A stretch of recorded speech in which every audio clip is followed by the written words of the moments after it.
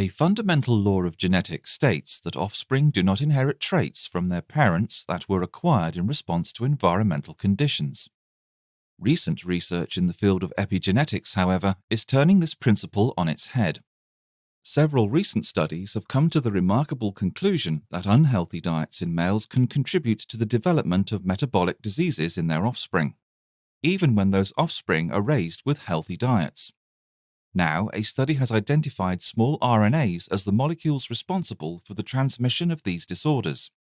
For a long time, scientists thought that inheritance of traits only occurred via DNA being passed from parent to offspring. It is now clear, however, that the experiences of one generation can have an effect on the next. When parents have a high-stress lifestyle or an unhealthy diet, for example, chemical modifications can occur on genes that are then passed to their children. This is termed epigenetic inheritance.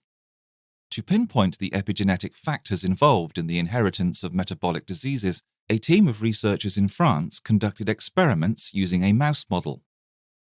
Young male mice were divided into two groups. One was fed a standard chow diet, and the other a Western-like diet, highly enriched in sugar and fat. After 16 weeks, these mice were crossed with females that had been fed a standard diet. The resulting offspring were raised on a healthy diet. Despite this, the researchers found that those offspring with an obese father exhibited significantly increased body weight and fasting blood glucose levels. A third experimental group was then assembled. Male and female mice that had been fed a standard diet were bred.